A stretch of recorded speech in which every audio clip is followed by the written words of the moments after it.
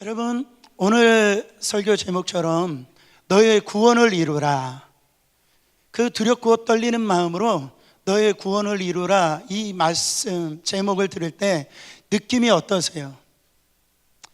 여러분, 믿음 생활 이 말씀이 좀 적당히 하고 대충대충 하는 그 신앙을 하고 있는 성도 안에 그렇게 집사님이 신앙생활 하면은 천국에 못 가, 그러니까 두렵고 떨리는 마음으로 이 신앙생활 좀 열심을 내, 이런 말씀으로 오늘 이 말씀을 주셨다라고 생각하십니까? 오늘 이 말씀은 그런 어떤 말씀으로 주신 말씀이 아니에요. 여러분, 구원이라고 하는 것은 전적인 하나님의 은혜입니다. 그래서 이 구원은 인간의 어떤 공로나 애씀이나 어떤 인간의 도를 닦거나 뭔가가 이 헌금을 많이 한다라고 해서 이 구원을 받는 게 아니에요. 이 구원이라고 하는 것은 철저히 하나님으로부터 우리에게 주신 선물입니다. 하나님의 은혜라는 거예요. 그래서 에베소서 2장 8절부터 9절 말씀, 너희는 그 은혜에 의하여 믿음으로 말미암아 구원을 받았으니 이것은 너희에게서 난 것이 아니요 하나님의 선물이라. 행위에서 난 것이 아니니 이는 누구든지 자랑하지 못하게 함이라. 우리가 믿음으로 말미암아 구원을 받았대요. 그러나 그 앞에 뭐가 있어요? 그 뭐로 인하여? 은혜로 인하여 구원을 받게 되어졌다라는 거죠. 목사님, 내가 이렇게 모태 신앙으로 그렇게 열심히 신앙생활 하니까 구원받은 것이죠. 절대 아니다라는 거예요. 여러분, 구원이라고 하는 것은 이 전적인 하나님의 은혜입니다. 그것을 우리가 놓치면 안 된다라는 거예요. 근데 우리가 이 구원에 대해서 왜 이렇게 혼동이 오냐면은 이 구원의 세 가지 측면이 있기 때문에 그래요.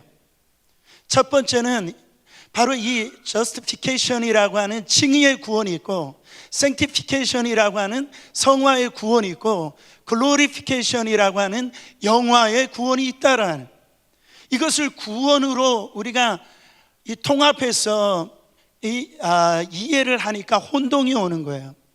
여러분, 이 justification, 칭의의 구원이 뭡니까? 바로 예수 그리스도가 나의 죄를 위해서 십자가에서 죽으심을 그거를 믿는 그 순간에 나는 그 하나님을 내가 믿습니다, 영접합니다. 그때 나는 천국에 갑니다. 그것을 믿는 그 믿음을 이 칭의의 구원이라고 하는. 여러분, 성화의 구원은 뭡니까? 그 칭의의 구원으로 고백을 했지만은 우리가 한 번에 성화되는 게 아니에요. 때로 실수도 하고 넘어지기도 하고 죄를 짓는다라는 거예요. 그렇다라고 해서 천국에 못 가는 건 아니에요. 그렇지만 이 천국에 가는 과정 가운데 그 믿음으로 살아내는 그 과정을 성화의 구원이다, 그렇게 얘기를 합니다. 마지막에 구원은 뭡니까? 바로 이 땅 가운데는 슬픔이 있어요, 아픔이 있어요, 병듦이 있어요. 우리가 살아가야 될 무거운 짐이 있어요. 그러나 하나님의 나라에 가면 누가 계세요? 우리 하나님이 계십니다. 할렐루야. 그 나라에는 병듦이 없어요. 우리 안에 슬픔과 우리 안에 무거운 짐이 없다라는 거예요. 고통과 아픔이 없다라는 거예요. 그거를 영화의 구원이라고 얘기를 하는 거예요. 여러분, 우리 모두 다 함께 그 영화의 구원 속으로 들어가서 거기에서 영원히 그 하나님과 함께 영생을 누리시는 저와 여러분 되시기를 축원합니다. 그래서 오늘 이 말씀에 바로 예수님께서 우리 가운데 사도 바울을 통해서 네가 두렵고 떨림으로 구원을 이루어가라, 이 말은 뭐예요? 너의 삶 속에서 바로 두렵고 떨리는 마음으로, 이거는 무서워서 벌벌 떠는 것이 아니라 하나님을 경외하는 마음으로 너의 삶 속에서 바로 하나님의 백성답게 살아가라. 믿음으로 살아가라. 변화되면서 살아가라. 이 말씀을 지금 하고 있다라는 거예요. 여러분, 예를 들어서 여러분들이 사랑하는 사람이 있다라고 한다면 잘해주고 싶죠. 뭔가가 그 사람을 기쁘게 해주고 싶지 않아요. 그게 뭐 부모님이든 자녀들이든 그 부모님을, 자녀를 기쁘게 해주고 또 행복하게 해주고 싶지 않아요? 네, 할렐루야. 여러분, 마찬가지예요. 우리가 예수 그리스도를 나의 구주로 이 칭의 저스티피케이션이 일어나면 어떤 일이 일어나냐면은 주님을 기쁘게 해드리고 싶은 거예요. 주님을 정말로 그분 안에서 살아갈 때 행복하게 그 주님의 뜻을 이루고 싶은 거예요. 근데 우리가 살아갈 때에 주님의 마음을 아프게 하면 어떻게 하지? 바로 주님의 눈에서 눈물 나게 하면 어떻게 하지? 내가 그렇게 살아가지 말아야 되겠다. 그렇게 우리 안에 그런 어떤 변화의 역사가 되어지는 삶, 그것이 바로 이 성화의 구원이라는 거예요. 사랑하는 성도 여러분, 사도 바울이 너희의 구원을 이루라, 변화된 삶을 살아가라, 바로 이 성화되면서 살아가라, 이 말씀을 지금 하고 있는데요, 그것을 우리가 다른 말로 하면은 성령 안에서 동행하면서 살아라, 이 말하고 똑같은 거예요. 왜? 예수를 나의 구주로 영접하는 그 순간 바로 내 안에 예수 그리스도를 증거하는 영, 바로 보혜사 성령을 우리 가운데 보내주시기 때문에 그 성령 안에서 살아가라는 거예요. 사랑하는 성도 여러분, 이 칭의의 구원은 일시적인 겁니다. 단번에 이루어지는 거예요. 그러나 이 성화의 구원은 일시적인 게 아니에요. 과정이에요. 지속성인 거예요. 마치 출애굽할 때 이스라엘 백성들이 광야에서 만나를 그날 먹었다라고 그래서 그 다음날 그 만나를 먹지 아니하면 죽는 거하고 똑같아요. 내가 어제 은혜를 받았다라고 그래서 오늘 그 은혜를 받지 못하면 우리의 신앙, 여러분, 정말로 승리할 수가 없다라는 거예요. 그러므로 우리가 가끔 넘어지기도 하고, 여러분, 우리가 죄를 지을 수도 있지만은 오늘 매일매일 주시는 그 성령 안에서 성령님과 동행하면서 살아라, 그 삶을, 성령 충만한 삶을 살아라, 이 말씀을 지금 하고 있다라는 거죠. 과거에는요, 죄를 들어오면은 거부할 수 있는 능력이 없었어요. 왜냐하면 죄의 종이니까. 근데 이제는요, 그 죄를 이길 수 있는 능력이 생겼어요. 거부할 수 있는 힘이 생겼어요. 왜요? 내 안에 성령님과 동행하니까. 그래서 우리의 삶을 바로 이 성화의 삶으로 하나님께서 바로 인도해 가신다라는 거예요. 사랑하는 성도 여러분, 우리가 이 성화의 삶을 우리가 승리하길 원하는데, 이 성화의 이 구원이 어디에서 이루어지느냐? 오늘 12절 말씀에 보면 너의 구원이라고 하지 아니하고 너희의 구원이라고 그랬어. 이거는 어떤 개인적으로 끝나는 것이 아니라 공동체성을 의미합니다. 이걸 원어적으로 보면은 바로 헤아우톤이라고 하는 단어를 씁니다. 그러니까 너희의 구원이라는 거예요. 우리가 칭의의 구원을 받았으면 하나님의 백성답게 살아야 되는데, 그런 어떤 이 마음이 성령 안에 생기는데 그게 어디에서 생기느냐면 공동체 안에서 생긴다라는 거예요.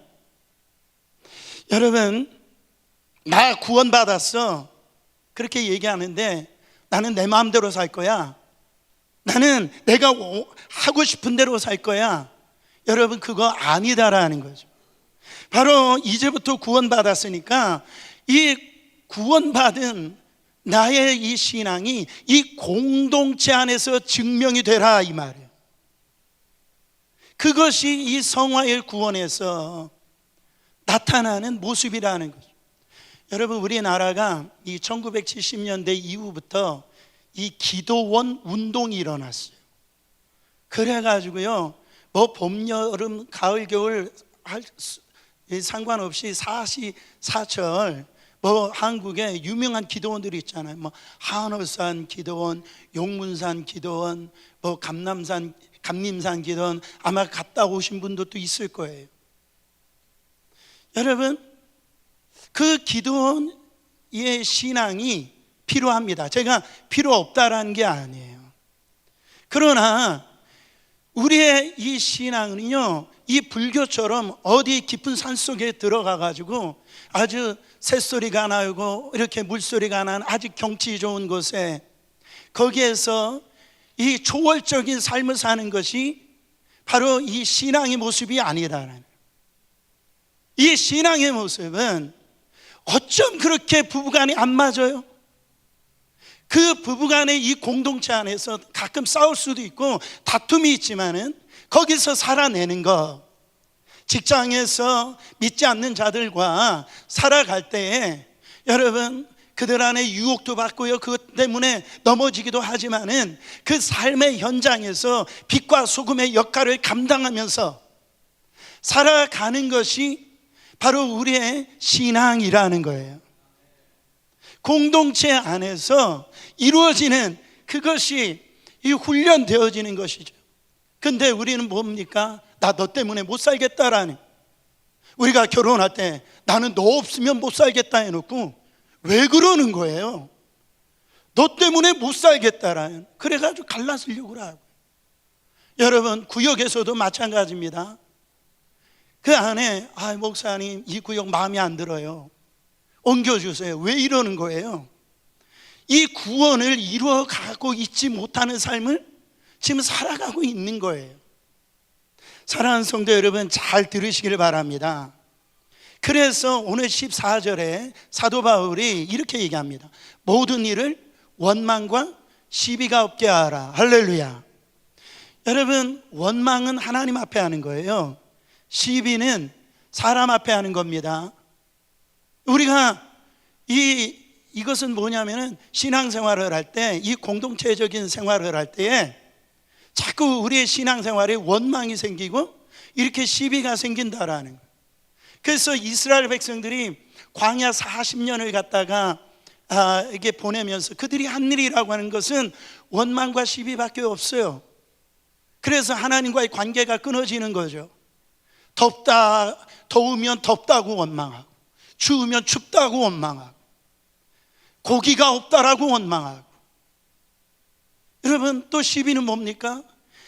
애굽에 매장지가 없어서 여기까지 우리를 데리고 와가지고 우리를 죽게 만들려고 하느냐고 모세에게 시비를 거는 거예요. 사랑하는 성도 여러분, 하나님의 기쁘신 뜻을 위하여 우리의 모습은, 나의 모습을 죽여야 합니다. 절제해야 된다고요. 내가 하고 싶은 말을 잇따라 다 하면 안 돼요. 내가 원한다라고 해서 다 행동하면 안 됩니다. 여러분, 그러지 말라라는 거예요. 나를 죽이고 살라라는, 나를 낮추고 살라라는, 그래야 공동체가 살아난다라는 겁니다. 사도 바울이 그랬어요. 나는 이거 먹을 수 있다라는 거예요. 그러나 이거를 먹음으로 말미암아 믿지 않는 자들인지 믿는 자들이 시험거리가 된다라면 나는 안 먹겠다라는 거예요. 이것이 낮아지는 모습이죠. 죽어지는 모습이죠. 그거를 뭐라고 하느냐 따라합니다. 영성. 그거를 영성이라고 하는 거예요. 사랑하는 성도 여러분, 좀 나이가 들면 들수록, 저도 보니까 나이가 들면 들수록요 굉장히 예민해지는 거예요. 여러분, 좀 나이가 들면서록 이 품이 넓어지고요, 이해심이 많아지고 좀 이게 둥글둥글해져야 되는데 왜 그러는 거예요? 왜 이렇게 예민한 거예요? 성격이에요? 아니에요. 지금 이게 나를 죽이지 못하고 있다라는 거죠. 그러니까 가정이 안 사는 거예요. 교회가 안 사는 거예요.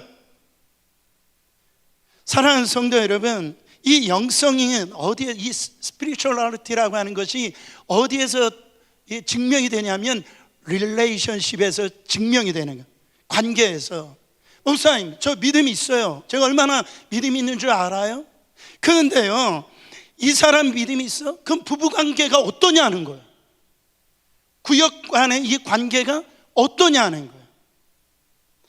여러분, 이 부모와 자식과의 이 관계가 어떠냐라는 거예요. 영성이라고 하는 것은 그 공동체 안에서 드러나는 거예요. 그래서 예수님이, 여러분 마태복음 7장 17절부터 18절에 보면은 그 사람의 그 믿음이 바로 그 사람의 말과 행동에서 드러난다라고 그러죠. 이와 같이 좋은 나무마다 아름다운 열매를 맺고 못된 나무가 나쁜 열매를 맺나니 좋은 나무가 나쁜 열매를 맺을 수 없고 못된 나무가 아름다운 열매를 맺을 수 없느니라. 저 믿음 좋아요. 이게 좋은 나무예요. 근데 맺힌 걸 보니까 나쁜 열매밖에 맺히지 않았어요. 여러분, 그 사람이 정말 영성이 있다라는 걸 룰루랄라 이렇게 방언하는 게 현상적인 게 아니에요. 그 공동체 안에서 얼마나 내가 그 공동체 안에서 선한 열매를 맺느냐, 그것이 드러난다라는 거예요. 이게 너무너무 중요하다라는 거예요. 그러나 이것조차도요, 사실은 내 힘으로 할 수가 없어요. 바로 오늘 말씀에 너희 안에 행하시는 이는 누구시니? 하나님이시니 바로 자기의 기쁘신 뜻을 위하여 너에게 뭐를 두고? 소원을 두고 행하게 하시나니.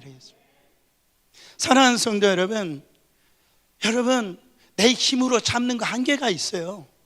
내가 어떤 일을 할 때에 그거 하는 거요, 며칠을 할 수 있어요.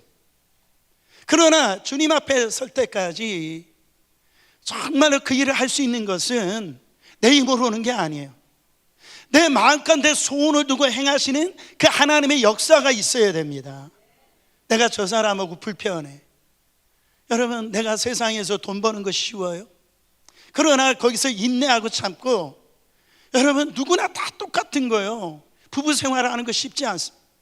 그러나 그 속에서 바로 주님이 주시는 그 마음의 소원, 하나님의 자녀답게 살아야지, 내가 세상의 빛과 소금으로 살아가야지 라고 하는 하나님이 소원을, 감동을 그 주시기 때문에 그런 삶을 살아갈 수 있다라는.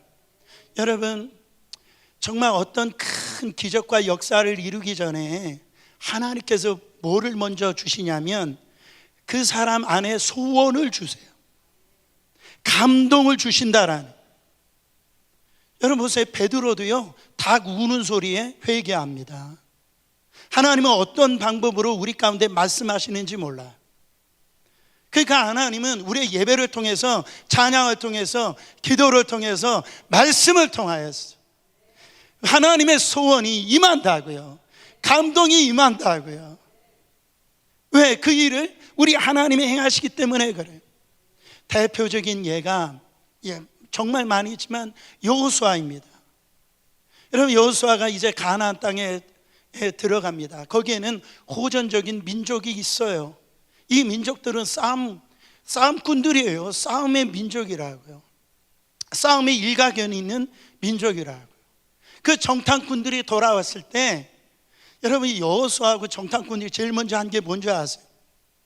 거기서 지도를 그려놓고요, 이거는 루베 지파 거, 이건 에브라임 지파 거, 이건 유다 지파 거. 지금 싸움에서 승리한 게 아니에요. 이 땅은 너희 거, 이렇게 얘기하는 거예요. 지금 비즈니스 시작하지도 않았는데 나한테 5만 불이 생기면 뭐 할까? 10만 불이 생기면 뭐 할까? 할렐루야. 이런 감동이 오는 거예요. 여러분, 그때 어떤 일이 일어나냐면 두려움이 사라집니다. 그 초롱성 같은 여리고성이 그 안에 있었지만은요, 그들이 그 여리고성을 7바퀴 돌면서 순종할 수 있었던 게 뭐예요? 바로 가나안 땅에 향한 하나님의 그 소원을 여호수아에게, 이스라엘 백성들에게 40년 동안 훈련시키면서 감동을 시켜주신 거예요. 그래서 이 가나안 땅에 이 축복을 받게 되어졌다라는 거죠. 하나님은 이 시간에 말씀하고 계세요. 이 시간에 여러분들의 심령 가운데 이 하나님이 감동하고 있어요. 아멘으로 화답하는 사람들만 성령님도 그 가운데 바람처럼 불처럼 역사하여 주셔서 우리를 새롭게 하신다라는 거예요. 그래서 그 영혼을 뒤집어 놓고요, 고침받아야 영혼들을 고쳐주시고요, 묶인 자들을 갖다 자유케 하시고요, 어둠에 눌린 자를 갖다 해방시키는 역사가, 이 주님의 이 감동의 역사가 지금 우리 가운데 일어나고 있다. 지금 이 시간에 모르겠어요. 제가 조명 때문에 졸고 있는지 뭐 하는지 모르지만, 사랑하는 성도 여러분, 이 순간에도 성령께서 어떤 누군지는 모르겠어요. 성령이 그 심령을 뒤집어 놓으신다라는, 사랑하는 성도 여러분, 위로하시고요, 이 감동을 시키셔서 바로 지금 살아계신 그 성령님의 역사가 오늘 우리 가운데 임하신다라. 그래서 성령의 감동하심으로 말미암아 우리가 이 성화의 구원을 살아가는데, 그때 어떤 마음의 소원을 주냐면, 하나님의 영광을 위해서 살아야 되겠다, 그런 감동을 주세요. 한번 따라합니다. 하나님께 영광. 요한복음 17장 4절입니다.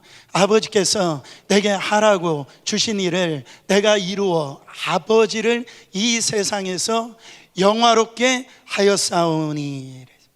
여러분, 예수님이 이 땅에 오셔서 바로 하나님을 영화롭게 하였는데, 어떻게 해서 하나님을 영화롭게 했답니까? 아버지께서 내게 하라고 하신 그 일 이루어서 하나님께 영광이 되어졌다라는 거예요. 하나님께서 하라고 하신 일이 뭡니까? 인류의 모든 죄를 갖다가 네가 십자가에서 달려 죽으심으로 말미암아 그 영혼들 내 앞으로 인도하는 그 길이 되어라, 그거를요 십자가를 통해서 이뤄내신 거예요. 그거를 통하여서 하나님 앞에 영광이 되어진 거예요. 그 하나님이 주신 그 말씀을 순종해 내면서 살아간 그 예수님을, 그 순종을 통해서 하나님의 영광이 됐다라는 거죠. 여러분, 구원은요 일시적인 게 아닙니다. 구원은 과정인 거예요. 하나님 앞에 설 때까지. 그 과정 속에서 우리가 왜 신앙에 그 열심을 내야 되느냐? 구원파는요 예수 믿었으면 회개할 필요가 없대요. 예수 믿었으니까 열심을 낼 필요가 없대요. 정말 그런가요? 그렇지 않아요. 우리는 하나님의 영광을 위해서 바로 우리의 신앙의 이 삶을 갖다가 그렇게 살아내야 된다라는, 그래야 하나님께 영광이 되기 때문에 그래요. 그래서 결국은 제가 볼 때 신앙의 종착지는 예수님 믿고 구원받는 거, 그것도 맞아요. 그러나 궁극적으로 살펴보면 그거는 시작에 불과해요. 여러분, 우리의 신앙의 종착지는 뭐냐면 하나님께 영광이에요. 하나님께 영광이에요. 우리가 구원을 받았을 때 우리의 삶을 통해서요, 내가 믿음으로 살아내는 것을 통하여서 그것이 바로 하나님 앞에 영광이 되어지는 그 삶. 여러분, 얼마나 지금 하나님의 영광이 땅에 떨어졌습니까? 누구 때문에 그래요? 따라합니다. 나 때문에 그렇다. 여러분, 지금 우리 주님 예루살렘을 보시면서 우리 주님 우셨어요. 달을 보시고 우리 하나님이 기뻐하실까 슬퍼하실까? 여러분, 하루하루 살아갈 때 뭔가를 선택할 때요, 다시 말씀드려서 함부로 말하거나 함부로 행동하면 안 됩니다. 왜 그랬어요? 왜 그렇다라는 거예요? 그게 하나님께 영광이 안 되기 때문에 그래요. 또한 한 가지, 우리가 성화의 삶을 어떻게 살아가야 되냐면 하나님 앞에 섰을 때 그리스도의 날에 자랑할 것이 있는 삶을 살기 위해서예요. 오늘 16절 말씀 읽어보세요. 생명의 말씀을 밝혀 나의 다름질이 헛되지 아니하고 수고도 헛되지 아니하므로 그리스도의 날에 내가 자랑할 것이 있게 하려 함이라. 여러분, 우리 누구든지 제가 예언합니다. 다 죽습니다. 그러니까 우리 육이 끝나서 우리가 죽든지 주님이 재림해서 죽든지 바로 그리스도의 날, 그날에 서는데, 여러분 성경이 뭐냐면 우리가 한번 죽는 것은 누구나 다 죽는 거예요. 그러나 그 이후에 뭐가 있답니까? 심판이 있다라는 거예요. 여러분, 심판 딱 들으니까 기뻐요, 어때요? 심판 좋으세요, 싫으세요? 대답을 안 할 줄 알았어요. 여러분 보세요. 평상시에 공부를 열심히 준비한 사람들은요, 선생님이 쪽지 시험 볼 때요, 할렐루야예요. 왜? 내가 공부한 거 증명할 수 있는 시간이니까. 근데 평상시에 공부를 안 하는 학생들은요, 선생님이 쪽지 시험 본다라고 하면은 놀렐루야예요. 그게 안 좋은 거예요. 우리의 신앙도 마찬가지입니다. 바로 우리가 이 심판이 이제 우리의 복음이라는 거예요. 우리가 평상시에 신앙생활 잘 준비하고 하나 앞에 서는 날을 갖다가 잘 준비하는 사람들은요, 마라나타 주 예수여 어서 오시옵소서. 주님 앞에 서는 것이, 그 심판대 앞에 서는 것이 기쁨이 되는 거예요. 기다리는 시간이 되는 거예요. 그러나 이 주님 앞에 서는 날을 준비하지 못한 사람들은요, 여러분 그날이, 심판의 날이 두려운 겁니다. 사랑하는 성도 여러분, 저는 우리 사랑하는 성도님들이 주님의 그 심판대가 복음이 되길 축원합니다. 기쁨이 되길 축원합니다. 빈손되지 않았으면 좋겠어요. 심판이라고 하는 것은 가치 중립적인 거예요. 좋은 것도 될 수 있고 나쁜 것이 될 수 있어요. 어떤 사람에게는 좋은 것이, 어떤 사람에게는 나쁜 것. 심판을 이 준비한 사람은 좋은 것이에요. 그게 복음이라고. 사랑하는 성도 여러분, 내가 하나님의 나라 갔더니 아무것도 없네요. 그냥 빈손이네요. 그러면 억울하지 않겠어요? 하나님이 아무것도, 그 믿음으로 살았는데 아무것도 주시질 않네요. 여러분, 그러면 얼마나 억울하겠어요. 근데 하나님이 주시는 게 있답니다. 그게 심판이에요. 그 심판대 앞에서 사랑하는 성도 여러분, 우리는 생명의 면류관, 의의 면류관을 여러분 우리는 쓰는 날 될 줄 믿습니다. 여러분, 사람은 누구나 다 자랑하고 싶어요. 그렇잖아요. 인간의 욕구 중에 그 웨슬로라고 하는 그 심리학자 6가지의 그 생존에 대한 어떤 이 욕구를 얘기를 했는데, 그때 인정받고 싶은 욕구를 얘기합니다. 여러분, 사람 누구나 칭찬받기를 원하고 자랑하고 싶은 그 욕구가 있어요. 저는 이 얘기를 준비하는데, 초등학교 때 제 친구, 그 학교 여 친구죠, 신향미라고 하는 그 친구가 이렇게 떠올랐는데, 이게 지금은 초등학교죠. 몇 학년일 때는 몰라요. 근데 어느 날 보니까 얘가 손목시계를 차고 온 거예요. 서울에 사는 분들은 모릅니다. 그때 저희 시골에 살 때 이 손목시계 차고 있는 사람이 아무도 없는데, 그때 이 만화 영화 그 그려진 거, 그 손목시계를 이렇게 차고 왔는데, 아버지가 무슨 어디 그 출장 갔다가 사오셨다라고 얘기를 하는 거예요. 그래가지고 친구들이요, 야 향미야 몇 시야? 그러면은 얘가 어떻게 하냐면은 그냥 이렇게 보면 되잖아요. 지금도 기억나. 이렇게 뭔가 왜 그러는 거예요? 나 시계 있다라고 자랑하는 거죠. 여러분, 여기에 뭐가 아주 비싼 게 껴있으면 자꾸 이렇게 보면 하려잖아요. 요즘에 SNS가 다 그런 거 아닙니까? 좋은 데 가서 음식 먹고 사진 찍고 뭐 그 있잖아요. 뭐 좋은 데 구경하고 다 사진 찍고 다 올리잖아요. 그거 사실 뭐 그런 거 나쁜 게 아니에요. 제가 알고 있는 장로님은 그 주사 바늘을 너무너무 싫어요. 그래서 막 주사를 안 맞으려고 그래요. 근데 어떤 일이 일어나냐면 손녀딸이 태어난 거예요. 처음에 태어나가지고선 그 손녀딸을 봐야 되는데 의사 선생님이 면역 주사를 맞지 아니하면 못 본다 그랬더니 이 장로님이 주사를 맞았을까요? 안 맞았을까요? 예, 그 즉시 맞았어요. 그리고요, 카톡 사진이 완전히 바뀌었어요. 누구 사진으로? 손녀딸 사진으로. 자랑하고 싶은 거예요. 여러분 다 아시잖아요. 그 좋은 거예요.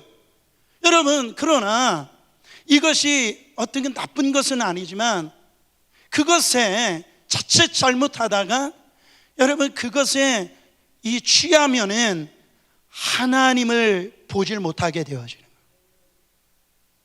그 안에 여러분 취하기 시작하면 하늘의 것들이 보이지 않는단 말이에요. 그래서 성경에 에레미야서 9장 23절부터 24절 말씀 읽어보세요. 여호와께서 이와 같이 말씀하시되 지혜로운 자는 그의 지혜를 자랑하지 말라. 용사는 그의 용맹함을 자랑하지 말라. 부자는 그의 부함을 자랑하지 말라. 24절 자랑하는 자는 이것으로 자랑할지니 곧 명철하여 나를 아는 것과 나 여호와의 사랑과 정의와 공의를 땅에 행하는 자인 줄 깨닫는 것이라. 나는 이를 기뻐하노라. 여호와의 말씀이니라. 세상 것 그거 자랑하지 말래요. 그 뭘 자랑하라고 얘기합니까? 하나님이 누구신지, 하나님께서 나에게 어떤 일을 행하셨는지 그거를 자랑하라고 지금 말씀하고 있다라는 거죠. 저는 여러분들이 주님 앞에 섰을 때 자랑할 것이 있기를 축원합니다. 빈손 되길 원치 않아요. 베드로처럼 열심히 밤을 맞도록 수고했는데 빈그물인 거예요. 여러분 얼마나 이게 아픈 현실입니까? 주님 앞에 섰을 때, 하나님 앞에 섰을 때 이 사도 바울처럼 정말 자랑할 것이 있는 삶, 그것이 성화의 구원을 이뤄내는 삶이라는 거죠. 여러분 하나님 앞에 갔을 때 저 그러고 싶어요. 신명나게 부끄럽지만은 사역하다가 주님 앞에 섰을 때 하나님 저 잘했지요. 그때 우리 주님이 잘했다 충성된 종아, 그 얘기 듣고 싶어요. 저는 우리 어린이학교의 성도님들이 그날의 승부를 거는 그런 성도님 되기를 원합니다. 여러분 우리 청년들도 오늘 예배를 드리는데요, 청년들이 어떤 어른들을 공경할까요? 존경할까요? 제가 어렸을 때 중고등학교 때요, 참 교회 안에서 존경받을 만한 우리 어른들이 참 많았어요. 내가 신앙생활 하더라도 저렇게 신앙생활 해야지, 믿음 생활 하더라도 저런 믿음을 가져야지. 할렐루야. 그런 분들이 참 많았어요. 근데 그 청년들이, 저도 마찬가지였어요. 돈 많은 분들을 존경할까요? 뭐 좋은 위치에 있는 분들을 존경할까요? 물론 일시적으로 그렇게 얘기는 할 수가 있지만은 여러분 그렇지 않다고요. 삶에 정말 누릴 걸 다 누릴 수 있지만 이런 어려움과 고통 속에서도 정말 주님, 하나님 백성답게 살아가는 그분, 정말 그 힘든 가운데서도 믿음을 지켜내고요, 정말로 그 모습을 볼 때 그렇게 존경스럽더라는 거죠. 사랑하는 성도 여러분, 제가 삶을 살아가면서 많은 훌륭한 분들을 많이 만났어요. 목사님들도 만났고 뭐 이렇게 교수님들도 만났고 참 여러 각양각색의 분들을 많이 만났는데 평신도로서 저에게 영향력을 끼친 분이 한 분이 있어요. 한 여자분인데 제가 대학교 2학년 때 한 선교단체에 들어가가지고 제가 훈련받은 적이 있었어요. 그때 저를 훈련해 주셨던 간사님, 이분은 나이가 27살이었는데요 그때는 얼마나 그렇게 이렇게 크게 보였는지 몰라요. 그렇게 대단하게 보였는지 몰라요. 그러나 요즘에 우리 27살 되신 분들 보면은 그렇게 이렇게 크게 안 보이잖아요. 아직도 어려 보이고 그러는데 그 당시에 제가 그분을 볼 때는 굉장히 크게 보였어요. 근데 이분은요, 늘 옷차림이 수수하고 어떻게 보면 화장도 그렇게 신경을 안 쓰는 것처럼 그렇게. 그래서 제가 볼 때는 와, 이 가난한 집안이 가난한 분이신가 보다, 제가 그렇게 생각을 했어요. 근데 나중에 알고 보니까 이 간사님이 그 여수 있잖아요. 여수에 그 아버지가 이 배를 갖고 있는 아주 부잣집 딸이에요. 우리 먹는 배 말고 배 있잖아요. 몇 척을 갖고 있어요. 배 사업을 하고 있는 그런 아주 부잣집 딸인데요, 이 아주 훌륭한 대학교를 나오고 이제 직장에 나가고 그래야 되는데 정말 이 캠퍼스에 들어와 가지고선 이 청년들을 그 말씀으로 양육하겠다라고 그 삶을 갖다가 인생을 그렇게 헌신한 거예요. 네가 만약에 그런 삶을 살면 나 너를 도와줄 수 없어. 나 너하고 인연 끊을 거야. 진짜 끊었어요. 그러니까 이분의 간증을 나중에 들어보니까 파트타임도 하고 그렇게 생활했지만은 돈이 부족하니까 자기 그 여동생이 그 부모로부터 받은 그 용돈을 갖다 반을 언니한테 주고. 이 간사들은요, 돈을 받는 게 아니에요. 후원자가 없으면 그게 이 삶을 살 수가 없거든요. 그렇게 살아가는데 여러분, 돌아보니까 그 간사님을 통해서 저와 같은 목사가 나타나고요, 그 간사님을 통해서 신앙생활을, 믿음 생활을 어떻게 해야 되는지, 기도 생활을 어떻게 해야 되는지 지금도 생생하게 제 안에 영향력을 끼치고 많은 청년들을 세웠던 것을 볼 수가 있습니다. 사랑하는 성도 여러분, 우리 그리스도의 날 여러분 자랑할 것이 있는 삶을 살아가는 분들이 많아요. 우리 교회도 그런 분들이, 존경스러운 분들이 많아요. 목사님, 나는 그런 삶을 살아가지 못하는데 저는 어떻게 해요? 여러분, 그렇다고 해서 포기하지 마시길 바랍니다. 실망하지 마세요. 저는 이 한국에서 집회할 때나 청년들 집회할 때 한동안 이 주 예수보다 귀한 것은 없네, 아까 우리 찬양했잖아요. 이 찬양을 종종 불렀습니다. 우리 이렇게 한번 살아보자. 세상 즐거움 다 버리고 우리 주님 한번 놓고 한번 살아보자. 멋지게 신앙생활 해보자. 할렐루야. 근데요, 그 말씀 전할 때 이 청년들이 울어요. 네, 결단합니다. 나 인생 그렇게 살기를 원합니다. 고백을 해요. 근데 그렇게 살다가 이 청년들이 한 달을 못 가는 거예요. 또 되돌아오는 거예요. 여러분, 그 결단, 그 고백, 여러분 잘못된 겁니까? 그렇지 않죠. 그 결단과 그 고백 때문에 한 달을 믿음으로 살아낸 거 아니겠어요? 오늘 주님이 말씀하십니다. 우리 성령이 필요합니다. 성령의 능력이 필요해. 믿음으로 살아내는 이 과정, 내 힘으로 안 될 때가 있어요. 그 때가 있어요. 그러나 거기에서 실망하지 말고 넘어지지 말고 여러분, 그렇게 믿음으로 결단하고 성령님과 동행하면서 살고 또 회개하고 그리스도의 날, 그 주님의 날에 설 때까지 여러분 이 성화에 이 구원을 이루어가는 저와 여러분 되어 주셔서 하나님 앞에 설 때 정말 자랑할 것이 있는 그런 존귀한 삶을 사시기를 예수 그리스도 이름으로 축원합니다.